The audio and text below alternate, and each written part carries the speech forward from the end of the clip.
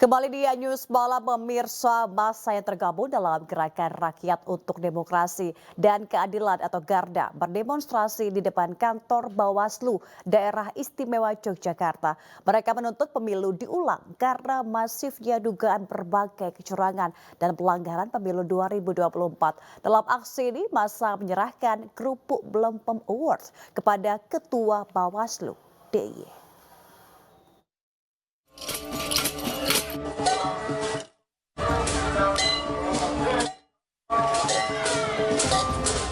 Aksi demonstrasi menuntut pemilu diulang kembali terjadi di Yogyakarta. Gerakan Rakyat untuk Demokrasi dan Keadilan atau Garda ini melakukan long march dari lapangan Minggiran Mantijeron menuju ke kantor Bawaslu Yogyakarta. Menariknya, selain membawa poster dan spanduk, massa juga membawa 2 buah stoples atau kaleng berisi kerupuk melempem. Selain itu, massa juga diiringi oleh kesenian musik dari barang-barang rumah tangga seperti panci, kaleng biskuit, dan lainnya. Sesampainya di depan kantor Bawaslu Yogyakarta, massa silih berganti berorasi. Mereka mengkritisi kinerja Bawaslu yang seperti kerupuk melempem. Pasalnya Bawaslu dianggap abai atau tak serius dalam menyikapi berbagai laporan dugaan kecurangan dan pelanggaran pemilu. Ya, kita tidak urusan kok mau pemimpinnya siapa saja. Tetapi yang kita inginkan adalah mencari pemimpin Indonesia yang amanah sesuai dengan jalannya, sesuai dengan demokrasi Pancasila yang kita pegang teguh. Saya kira teman-teman sepakat di situ. Oleh karena itu, karena Bawaslu kami nilai tidak ada kinerjanya, hanya formalitas saja, digaji oleh negara, lalu dinaikkan tunjangannya. Oleh karena itu, sudah seyogyanya kita mendatangi Bawaslu, mengingatkan kepada Bawaslu. Dalam pernyataan sikapnya, massa Garda beranggapan bahwa Bawaslu sebagai instrumen demokrasi telah gagal menjalankan fungsinya secara optimal. Dari Yogyakarta, Heru Trijoko, iNews melaporkan. Partai Umat mendesak KPU untuk menghentikan penghitungan suara pemilu 2024 melalui aplikasi Sirekap. Partai Umat menilai separuh suara mereka hilang karena disebabkan kekacauan Sirekap dan mendesak penghitungan secara manual. Partai Umat mendesak KPU menghentikan penggunaan sistem informasi rekapitulasi elektronik atau Sirekap. Hal itu disampaikan dalam pernyataan sikap Partai Umat pada Kamis siang di Jakarta. Partai Umat meminta kepada KPU untuk melakukan penghitungan secara manual sebab penggunaan Sirekap telah menimbulkan keresahan. Partai Umat saat ini tengah mengumpulkan bukti-bukti kecurangan yang dilakukan secara terstruktur, sistematis, dan masif. Partai Umat merasa dirugikan karena dengan berkurangnya suara legislatif sehingga berada di bawah ambang batas. Dan sebagaimana kita sampaikan, nanti akan kita bagikan juga ini. Insya Allah sekarang kita dalam proses mengumpulkan ya bukti-bukti yang penting tersebut. Ya, kita ada tim hukum di sini, dikomandoi salah satunya oleh Pak Yudri, ya bagian hukum. Ini kita kumpulkan secermat mungkin, ya. Begitu kita melihat ini sudah cukup dan waktunya, kita akan sesegera mungkin melaporkan ke Bawaslu. Komisi Pemilihan Umum memberi respon terkait sengkarut Sirekap beserta wacana digulirkannya hak angket terkait dugaan kecurangan pemilu. KPU menerangkan jika ditemukan pelanggaran administrasi pemilu, Bawaslu lah yang menangani. Sementara perselisihan hasil pemilu diputuskan oleh Mahkamah Konstitusi.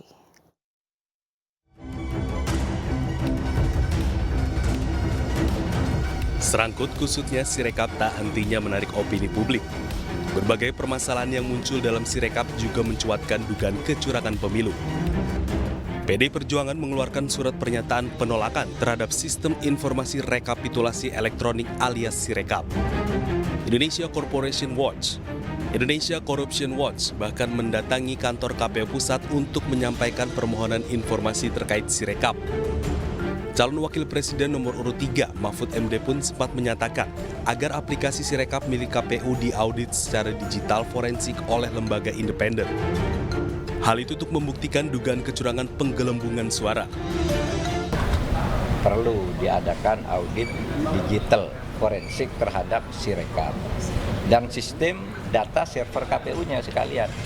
Saya mendengar tadi Mbak siapa tuh yang anggota KPU menjelaskan ini sudah diaudit oleh lembaga yang berwenang. Menurut saya bukan lembaga yang berwenang yang mengaudit, karena ini soal politik dan kepercayaan publik, harus lembaga independen. Meski KPU telah menggelar konferensi pers dan membantah bahwa server Sirekap berada di luar negeri, kusut berantakan Sirekap masih banjir kritik. Undang-undang pemilu telah jelas mendesain bagaimana menyelesaikan semua permasalahan berkaitan dengan pemungutan dan penghitungan suara.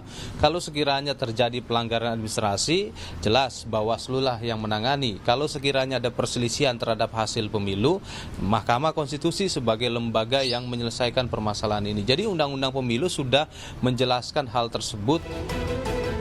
Idham menjelaskan penyelesaian permasalahan pemungutan dan perhitungan suara telah sesuai dengan Undang-Undang Pemilu. Tim Liputan iNews melaporkan.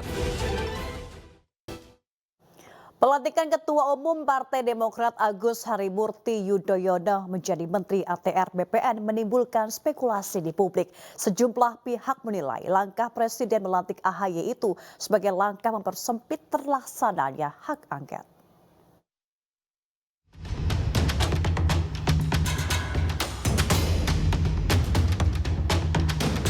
Pelantikan Ketua Umum Partai Demokrat Agus Harimurti Yudhoyono sebagai Menteri ATR BPN oleh Presiden Joko Widodo menjadi pertanyaan sejumlah pihak.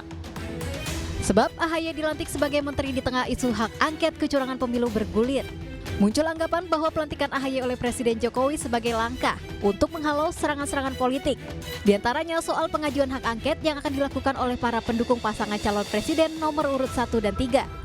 Ketua Umum Partai Golkar Airlangga Hartarto dengan lantang menjelaskan dengan dilantiknya AHY koalisi di pemerintahan semakin sedikit. Dengan begitu langkah kubu nomor 1 dan 3 untuk ajukan hak angket akan semakin sempit. Ya kalau hak angket kan hak politisi DPR. Tapi Partai Golkar dan koalisinya itu pasti akan menolak. Dan kedua, koalisi presiden sampai saat ini adalah bertambah dengan Mas AHY masuk. Jadi yang di luar pemerintah semakin sedikit. Rencana untuk menggulirkan hak angket DPR terkait dugaan kecurangan pemilu 2024 diusulkan oleh Capres nomor urut 3 Ganjar Pranowo kepada partai pendukungnya. Anggota DPR fraksi PDI Perjuangan yang juga Wakil Deputi Kinetik Teritorial TPN Adian Napitupulu menegaskan, hak angket digulirkan bukan mencari kalah menang tapi mencari kebenaran. Saya ketika Ketua Umum perintahkan kita pasti solid. Partai-partai koalisi Pak Ganjar juga pasti solid karena sudah ada pembicaraan kok. Begitu juga partai-partai koalisi Pak Anies juga pasti solid karena sudah ada pembicaraan.